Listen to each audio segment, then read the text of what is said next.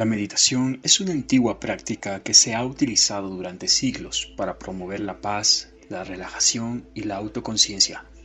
Hay muchos tipos diferentes de meditación, pero todas comparten el objetivo de ayudar al practicante a concentrarse y conectarse con sus pensamientos y sentimientos internos. Presenta muchos beneficios que incluyen reducir el estrés y la ansiedad, mejorar el sueño y aumentar el enfoque y la concentración. Pero, ¿y si te dijera que con la práctica suficiente podrías llegar a levitar?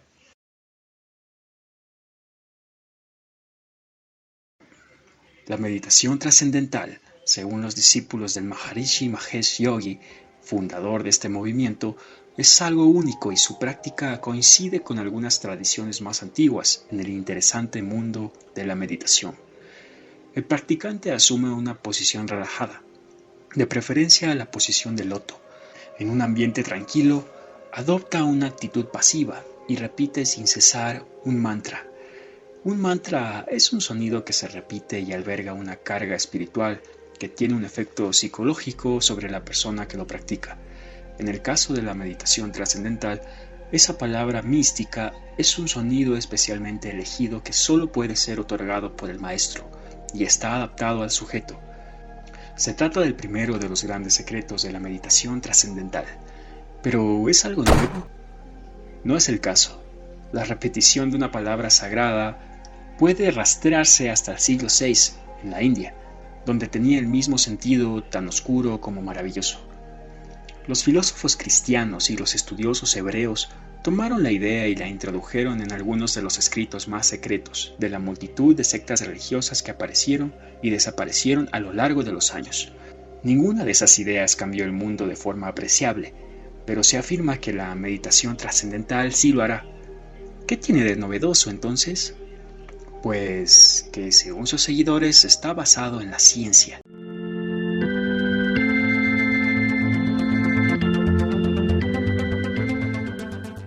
Cuando el Parsons College en Fairfield, Iowa desapareció hace unos años, el Maharishi vio la oportunidad de su vida y se apoderó apresuradamente de las instalaciones. Luego las rebautizó con el nombre de Maharishi International University. Allí, los estudiantes pasan largas horas meditando, con el fin de moldear sus mentes y sus cuerpos para la enseñanza.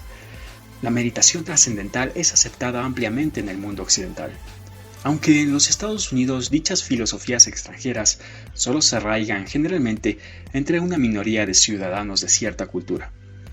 La razón principal de esta popularidad es la prueba aparentemente científica presentada por los devotos de la meditación trascendental de que su método funciona. Para empezar, se les dice a los principiantes que durante la meditación el ritmo metabólico del cuerpo disminuye, lo cual es cierto. En realidad, durante el sueño, el consumo de oxígeno del cuerpo disminuye un 8% aproximadamente. Pero los partidarios de la meditación trascendental afirman que durante su práctica se produce una disminución del 16%. Sin embargo, el Royal College of Surgeons en Gran Bretaña indicó una disminución de solo el 7%. ¿Por qué la diferencia en los datos? Simplemente porque los experimentadores del Royal College of Surgeons tomaron la precaución de no molestar al paciente ni antes ni después de las pruebas, probando así que el cambio se debía a la relajación común y corriente. Además, por medio de pruebas comparativas en las que participaron partidarios de la meditación trascendental y sujetos no partidarios que escuchaban música suave, descubrieron que las tasas de consumo de oxígeno eran iguales. Para continuar con el intento de atribuirle la etiqueta científica a su práctica, los científicos de la meditación trascendental llevaron a cabo algunas pruebas complicadas que utilizaban electrodos conectados al cuero cabelludo de los sujetos. Su finalidad era probar que durante la meditación las ondas cerebrales se vuelven coherentes, aun cuando no queda para nada claro qué se entiende con esa terminología. Afirman que las ondas alfa y teta parecen sincronizarse durante la meditación trascendental, pero un cuidadoso examen de las pruebas socava dicha afirmación. Cuando el equipo del programa de televisión Nova visitó los laboratorios de la meditación trascendental, conectaron a un miembro de su equipo televisivo, que no había meditado nunca. y sus resultados, para sorpresa de todos, fueron muy similares a los de los partidarios de la meditación trascendental. Para ofrecer una explicación que salve su cuello, los experimentadores llegaron a insinuar que aquel hombre meditaba en secreto, lo cual, por supuesto, no era verdad. Una serie de pruebas hechas para comparar los efectos del estado de simple somnolencia con el estado de meditación, utilizando las ondas cerebrales alfa y teta, demostró que ambos estados no resultaban distinguibles. ¿Acaso los gurús de la meditación trascendental cobran a la gente por simplemente dormirla? Parece que es así. De forma sorprendente, el Maharishi, al observar una caída en el número de partidarios al movimiento, desató sobre el mundo la extravagante afirmación de que estaba ofreciendo un curso especial, solo para meditadores experimentados, que permitiría realizar milagros. Y no se trataba de atravesarse la lengua con agujas o de dormir sobre una cama de clavos. Se prometían milagros reales, solo para aquellos que acudieran con la suma requerida, claro. El gran gurú les decía a los creyentes que podían elevarse hacia los cielos solo con el poder de la mente, volverse invisibles a voluntad y caminar a través de sólidas paredes. Por un óvulo exiguo de unos $3,000 recibían lecciones sobre esas artes. A principios de 1978, Robert Rabinoff, doctor en física, se dirigió a un pequeño grupo de la Universidad de Oregon. Rabinoff es profesor asistente de física en la Maharishi International University y se encontraba en Oregon para hablar acerca de un increíble programa educativo, incluyendo el método Siddhis. La palabra Siddhis hace referencia a eventos como la levitación y la invisibilidad. El Dr. Ray Hyman, un psicólogo de la Universidad de Oregon, se encontraba presente en la conferencia, escuchando atentamente a lo que el profesor Rabinoff decía respecto a la levitación. La audiencia se animó cuando el Dr. Rabinoff predicó sobre el efecto Maharishi, que afirma que cualquier ciudad en la que el 1% de los habitantes fuera partidario de la meditación trascendental se convertiría en un refugio libre de delitos. Se trataba, según decía, de un hecho científicamente demostrado. Como no podría ser de otra manera, Fairfield, Iowa, sede de la Maharishi International University, es única debido a que el 13% de la población es partidaria ferviente de la meditación trascendental. El Dr. Hyman describe al Dr. Rabinoff como un típico representante del movimiento de meditación trascendental, es decir, vestido con un brillante traje blanco y prolijamente acicalado. Lo que presentaba, sin embargo, era menos aceptable, ya que estaba condimentado excesivamente con una jerga oscura y mística. Frases tales como el campo de todas las posibilidades, la inteligencia pura y la conciencia cósmica son la respuesta a preguntas directas y sencillas. Durante la charla del Dr. Rabinoff en la Universidad de Oregon, un oyente preguntó cuáles eran los requisitos físicos reales para la levitación, la invisibilidad y la visión perfecta. El interrogador, un físico, no había preguntado si se había logrado la levitación, esto ya se daba por sentado, sino qué tipo de fuerza era realmente utilizada para elevar el cuerpo.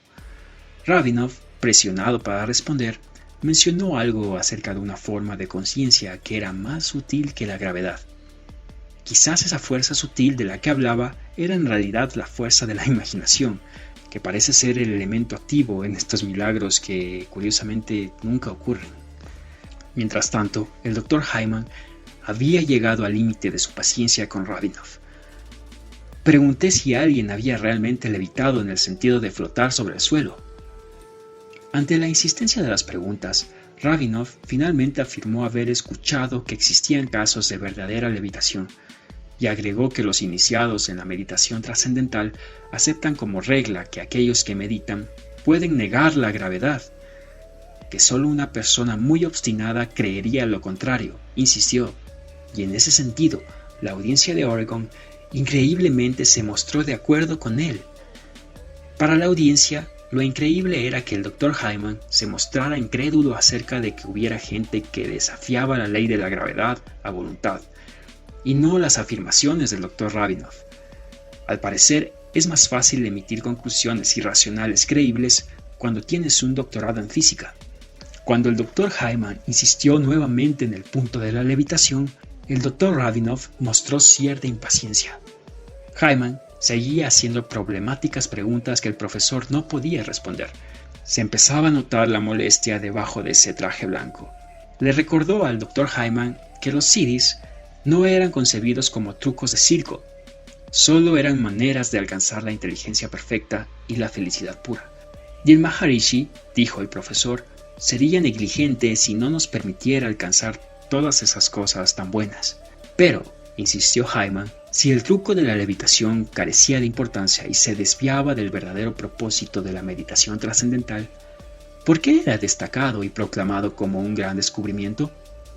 ¿Acaso una simple demostración no pondría en evidencia de una vez por todas la veracidad de las afirmaciones del Maharishi y haría que todo el mundo se uniera a su causa?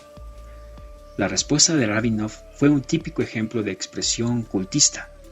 El Maharishi sabe cuándo resulta apropiado divulgar ciertas cosas, afirmó. Tiene sus razones. De todos modos, sería inútil difundir fotografías de levitaciones porque podrían fácilmente ser falsas. Sin embargo, el profesor Rabinov tal vez olvidó que algunas fotografías fueron efectivamente difundidas y con cierto orgullo, hasta que la revista Time las calificó de triviales y repentinamente dejaron de circular. La absoluta dependencia de la sabiduría y las razones superiores del Maharishi, como lo expresó Rabinov, es tenebrosamente similar a las racionalizaciones de los devotos hacia las sentencias de su líder, una característica clásica de los cultos. Se trata de un fenómeno sobre el que hay que pensar muy seriamente.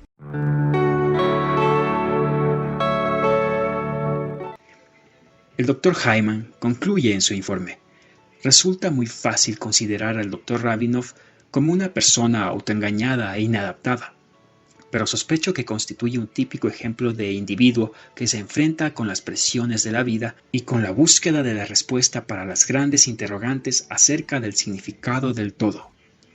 Una vez que un individuo, especialmente una persona brillante, se encierra en un sistema de fe que ofrece comodidad y respuestas universales, entonces la naturaleza le proporciona innumerables mecanismos para evitar enfrentarse con desafíos incómodos para dicha creencia. Las maneras en que Rabinov logra evitar el enfrentamiento con las incoherencias y las características inmorales de los aspectos milagrosos del programa de siddhis resultan simplemente más obvias que las de la mayoría. Por otro lado, Mike West, de la Universidad de Cardiff, llegó a percibir el punto fundamental en todo esto. Encuentro difícil conciliar la superestructura de la meditación y la organización que enseña meditación con el concepto mismo de meditación, que es un concepto muy simple e inocente. No creo que la meditación necesite ser vendida, y no creo que una organización tan grande sea necesaria para venderla. Si nos ponemos a pensar, la meditación se ha convertido en un gran modelo de negocio. Solo hace falta ver la cantidad tan grande de aplicaciones de pago que ofrecen docenas de programas de meditación guiada, empaquetadas en interfaces coloridas y bien diseñadas. Lo cierto es que todo lo que encuentras en esas aplicaciones puedes obtenerlo totalmente gratis buscando en esta misma plataforma. La realidad es que a día de hoy siguen derramándose lágrimas en todo el globo. La entonación de todos estos mantras apenas parece haber avivado el viento. El dinero continúa entrando en los cofres del Maharishi y otros gurús. Por cada $1 recibido, un niño muere de hambre. El Maharishi y su meditación trascendental no han demostrado ser los salvadores del mundo. Y las miles y miles de personas que se unieron al culto siguen ahí con los ojos firmemente cerrados, esperando una felicidad pura que nunca llega, disfrutando de antemano de los poderes mágicos prometidos y de la gran oleada de bondad que de ningún modo resultan evidentes. ¿Y a ti qué te parece este tema? Por favor, déjame saber tu opinión en la sección de comentarios. He hablado sobre la meditación trascendental, pero bien podría referirme a otros tipos que tienen una gran influencia en nuestra cultura, y que claro, son una jugosa forma de negocio. Si te gustó el video, dale like y no olvides suscribirte y activar la campanita. Como puedes notar, es mi primer trabajo aquí, así que espero que te guste el contenido y también que puedas compartirme algunos temas sobre los que te gustaría que hable en un futuro. Esto es First Thing y nos vemos en una próxima ocasión.